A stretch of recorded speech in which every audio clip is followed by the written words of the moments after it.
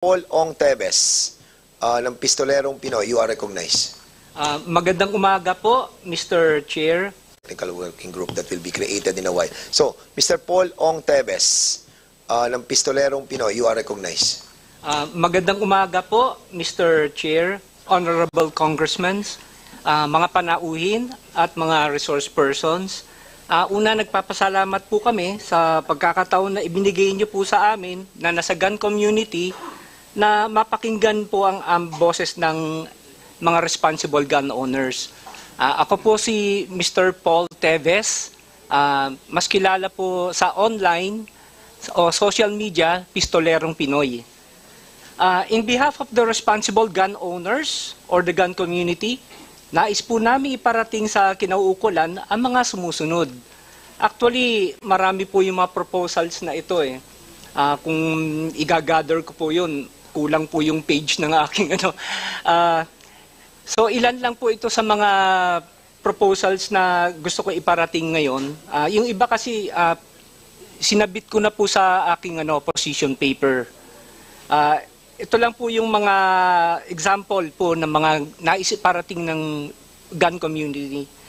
Una po, yung validity po ng permit to carry firearm outside the residence o yung PTC FOR. Sa kasalukuyan po kasi nasa 2 taon lang po tayo, 2 years ano po. Ang gusto po namin o proposal po namin, gawin man lang po ito na 5 years. 5 years po, pero sana hindi po yung excess yung fee. Kasi ang nangyari po sa fee natin yung unang taon po, yung dati ang PTC FOR po ay 1 taon nasa 6,200. Nung ginawa pong 2 taon, na double the price po yun.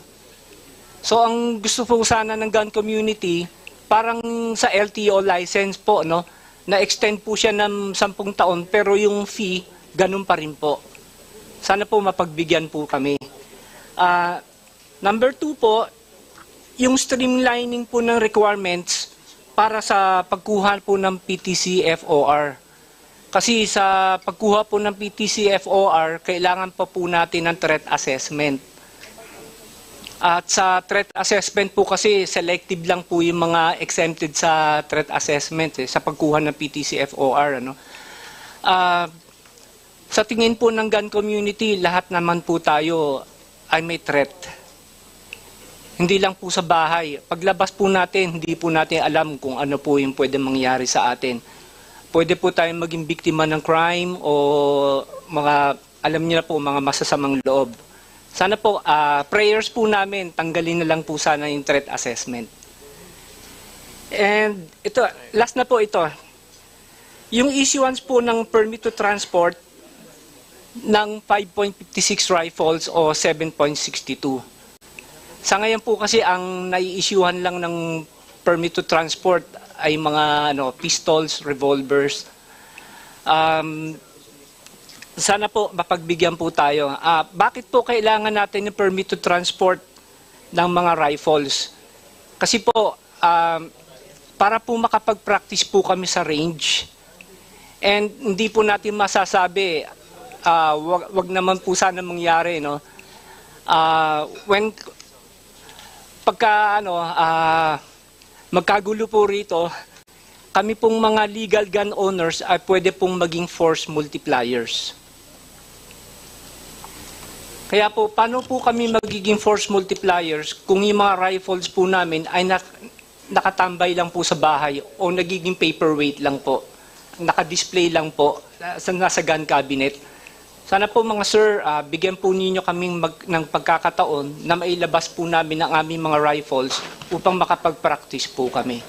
Huwag po kayo mag-alala, kami pong mga responsible gun owners ay dumaan po sa mga requirements po ninyo, neuropsych, drug test. Sumunod po kami sa lahat ng mga requirements, patakaran po ng kinauukulan upang makakuha po kami ng LTAP. Sana po it's about time na pagkatiwalaan niyo naman po ang mga responsible gun owners.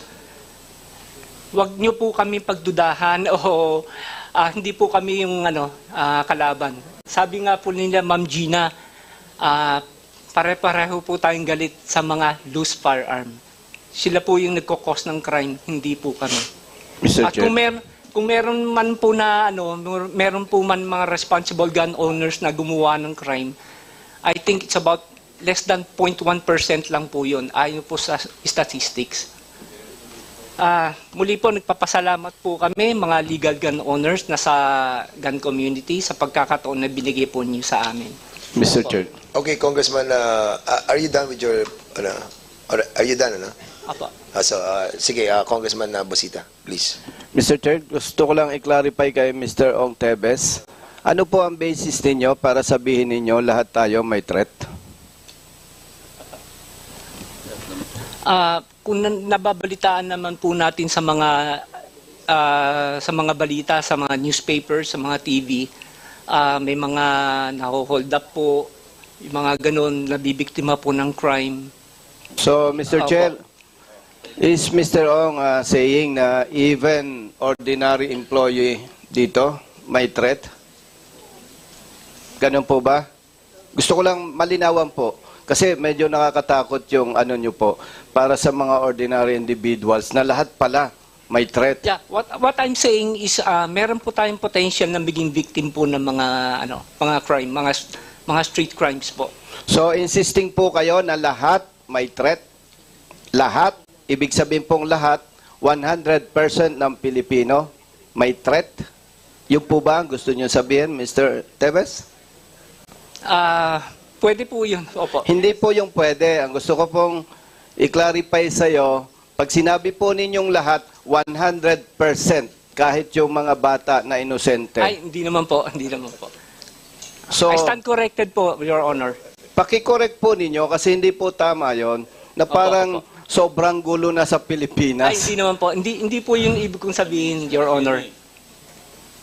Pwede po ba, Mr. Chair, na ma-strike out yung kanya statement Yes na po, lahat opo. may threat? Right, so there's a motion to strike out that, Thank you po, that Congressman portion of your Busita. Thank position. you po. Mr. Chair, Yes, Congressman Ako, please. point of order. I think the resource person is willing to withdraw from his former statement.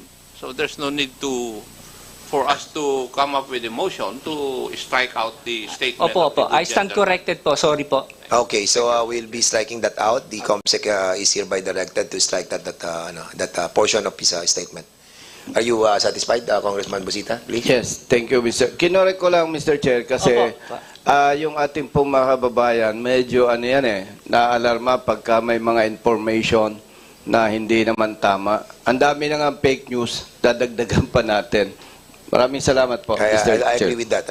We have to be careful with our statement. No? Sorry po, Your Honor. Yeah, we understand. But especially now that yung social media ay napaka-bumilis pumikap ng mga statements that are being delivered on every committee on the House of Representatives. So let us be careful.